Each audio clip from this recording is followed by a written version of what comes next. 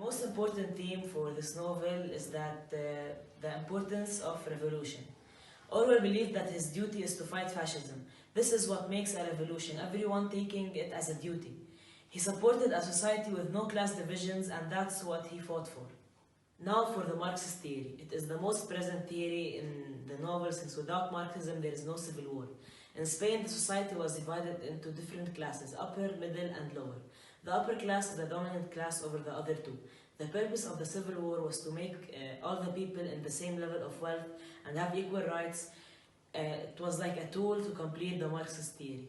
For the psychoanalysis of the author, Orwell wanted the Republicans to rule Spain and expressed how he wants it via displacement when he fought alongside with them in the war. He's not considered a soldier, so fighting in the war can put his and other men's lives in danger. I support this way of thinking because sometimes it's worth taking a risk. On the other hand, he could have done it via sublimation by participating in the revolution against the nationalists alongside with the people. This is it for my presentation. Thank you for watching and stay safe.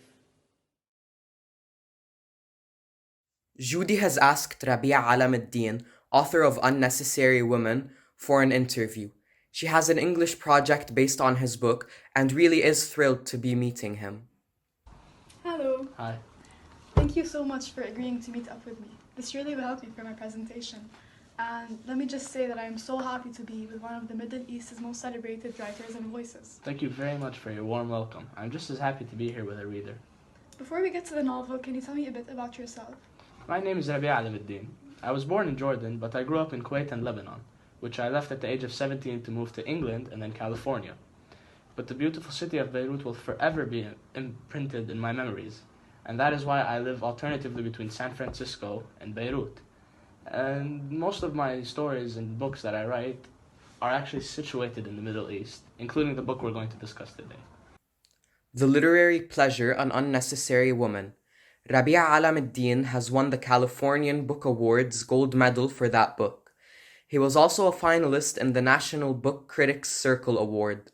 He won the Arab American Book Award and the Lambda Literary Award in 2017. He also earned a Guggenheim Fellowship in 2002. So, what inspired you to write this book? Let me tell you a story. Bruno Schultz, a Polish painter and writer, happened to live in a town the Nazis invaded. Now, during the invasion, the Nazi commander decided to leave him alive for the sole purpose of painting him a mural.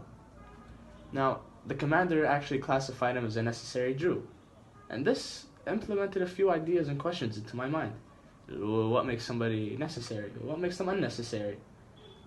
We classify people into these two categories based off societal standards. What I think one must be judged upon is the commitment to the life they lead. Now, all my life I've been called and been odd. But this is expected of me being a writer. I'm expected to be odd. Would anybody else's oddness be normalized?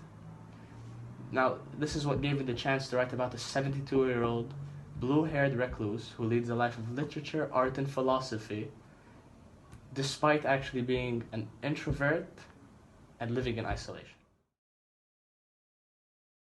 The first term that comes to mind is the invisible hand. We see a sort of dominance of the government, the church, and other institutions on people's mind.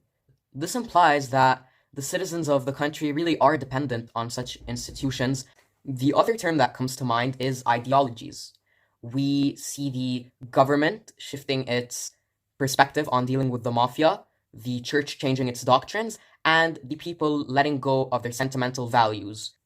This really implies how shallow some of these characters are. And to sprinkle in a little bit of psychoanalysis, I have already mentioned why I think death has a complex trait and explain the reason behind it. But I'd also like to add one specific thing that I've noticed, which is when the news got out that death would start sending letters to people before they would die, various characters were in a state of denial to this. This just goes to show the world that the story takes place in really isn't used to such abnormal things taking place. Let's not forget that death also seems to project some of her inner turmoil onto the scythe, which can't even respond. This really goes to show the extent of loneliness that Death has been facing. This could be seen as a way to deal with the guilt that she feels, which is obviously caused by the fact that she is the reason everyone dies. And now, let's take the final question of the day. We have David with us here. David asks, can you link in any sort of way the worldliness of the setting where the text was written to the actual content of the book? Wow, David, that is an astonishing question. The book was published in 2005. Now, at the time, Europe was struggling with a rabies epidemic, pretty lethal. So, Jose Saramago, he could have been affected by people dying everywhere, which could have given him the idea for this book. And that could have led to a deep-rooted desire to see a world without death, which he might as well be projecting onto the novel. That is all the time we have for today. I'd like to thank everyone for watching and making it this far into the video. Peace out, guys. Stay safe and do your homework. And that wraps up my journey. I really hope I've been helpful to you in any sort of way, whether you're a teacher or a student. Thank you guys for watching, and good luck.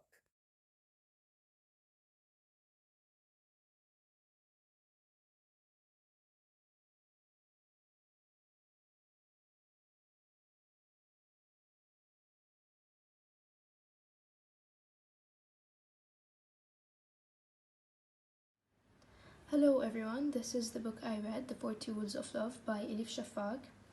It's an amazing book, honestly. It's a novel within another novel, Sweet Blasphemy.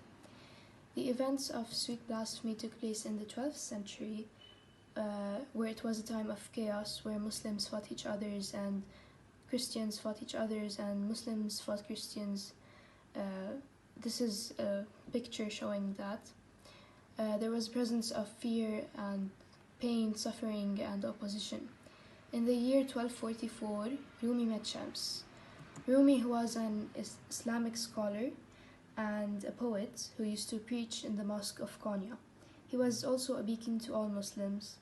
He was known as Maulana, our master. Shams of Tabriz was a wandering dervish, or if you want a Sufi, who used to have unconventional and bizarre proclamations. Okay, so right now I will be showing you a trailer that sums up the entire story. Post-analytical theory and the feminist theory. In the feminist theory, I saw that this was a time of war, so they called it the time of warriors. And back then, warriors were usually men, always male. Referred to as men. So I found that it represents the social construct of gender. And I also found projection, where the father projected his job on his son, since he also followed in his footsteps. And last, I found defamiliarization, since here he doesn't talk about war as in violence and death and guns. He talks as if it's about mind games or strategy. It changed my perspective on everything. For example, he gives you strategies or advice that you can use in life and in war. So, kind of showing how similar-ish they are.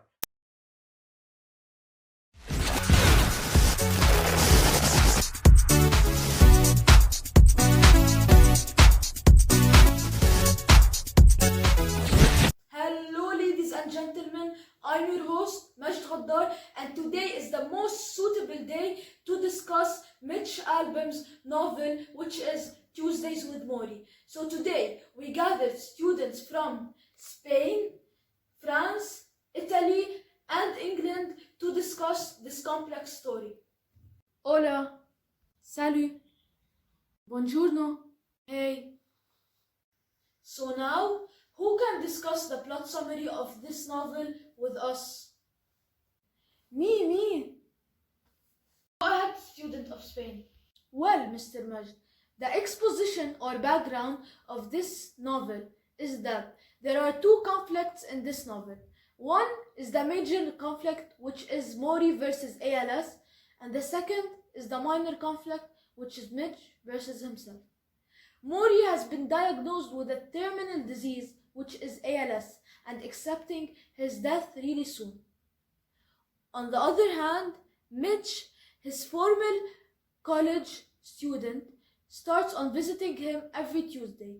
Mitch leads a very fast-paced life and is constantly working and traveling. His life is defined in one word, which is work. He has become so engaged deeply in his work that it takes away his life. He struggles to find the meaning of his life and to change the person he has become in the 16 years since he had last seen Mori. Now you watch the movie, it's really nice. I put a lot of work in it. It has sound effects, and in each photo it has like words explaining what's happening, and like the photos are kind of accurate. So yeah, I hope you enjoy it.